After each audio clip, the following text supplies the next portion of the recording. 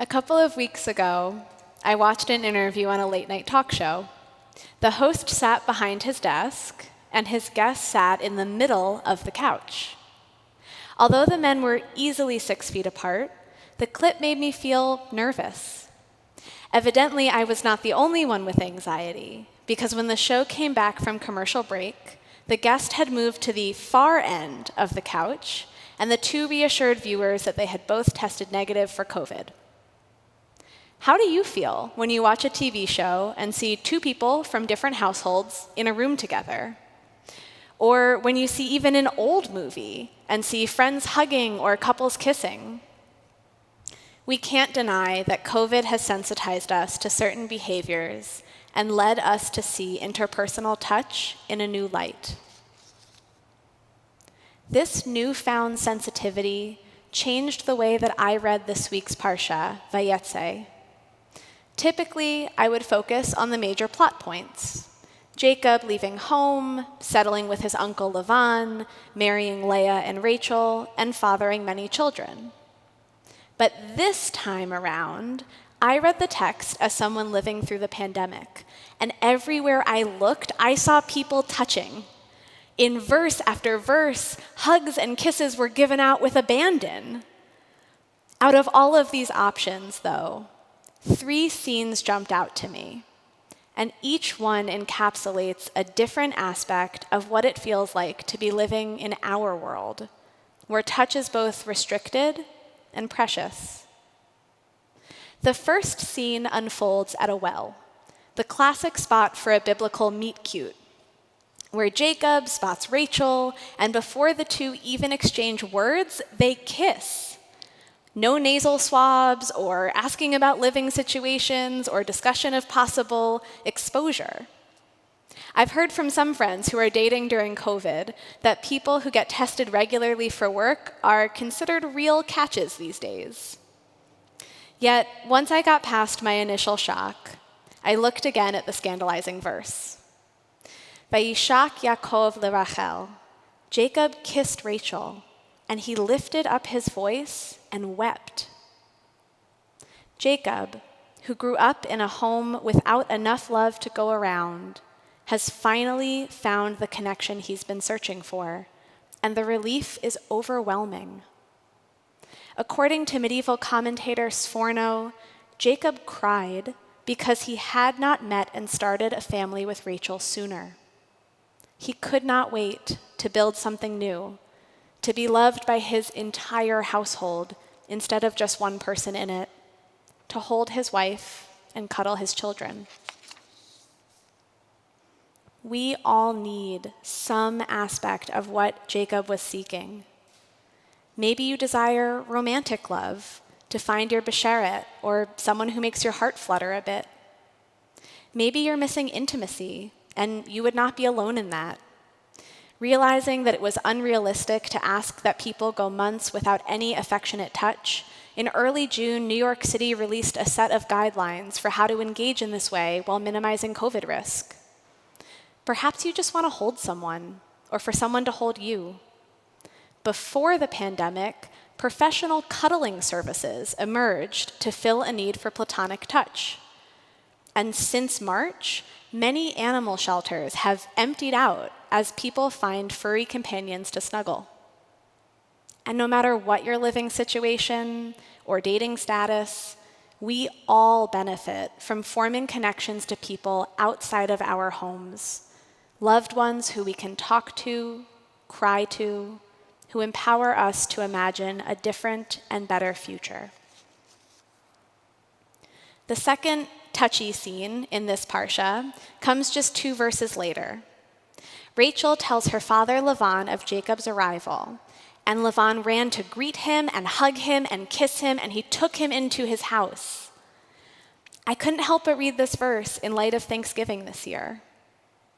How many times have we dreaded a cheek pinch from our aunt, a bear hug from our uncle, a kiss from grandma that leaves a permanent lipstick stain? If you had asked many of us a year ago what we thought of a socially distanced Thanksgiving, we might have endorsed the practice. Yet now, we miss those signs of affection, and I, for one, was disappointed to log off the family Zoom call with unstained cheeks. The third scene to elevate the importance of touch comes much later in this biblical narrative. After 20 years of working for Lavan, who tricked him into marrying a woman he did not love and changed his wages numerous times, Jacob finally decides to leave. Whether out of spite or fear, Jacob forgoes a long Jewish goodbye and instead runs away with his wives and children.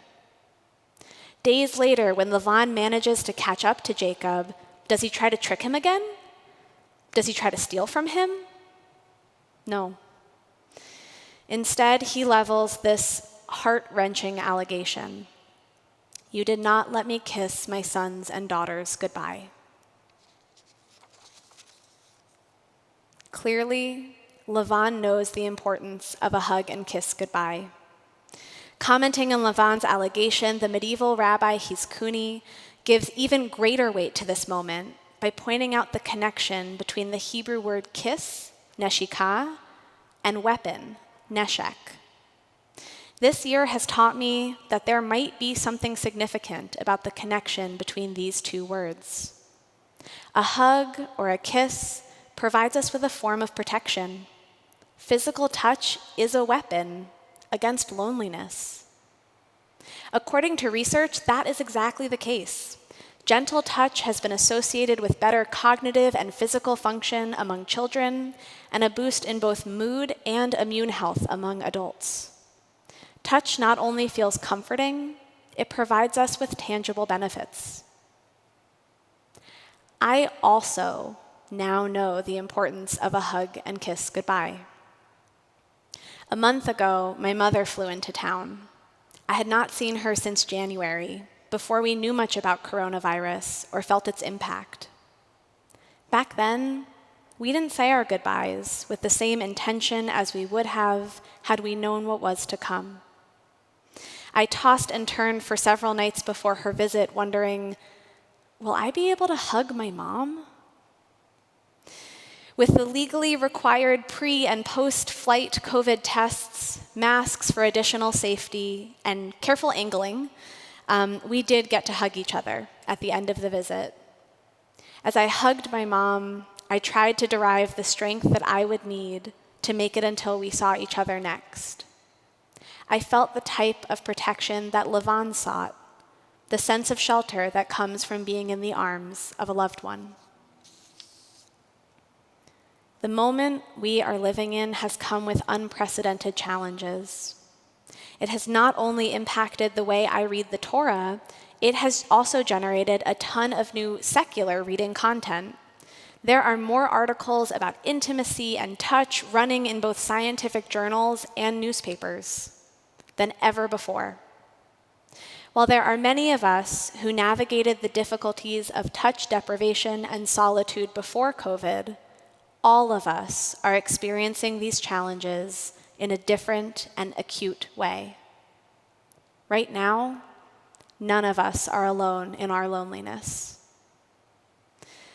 This Thanksgiving weekend, I'm sad. I'm so sad that we cannot gather together easily, that we can't hug and kiss and show our affection in the ways that we would like. But I'm also so happy because the sadness we feel shows us how important we are to one another. It shows us that even in an era of division and polarization, at our core, we really want to be together. It shows us what we truly value. I pray that next year, we will be able to gather safely with lipstick-stained cheeks and with a deep sense of appreciation for the presence and touch of those we love.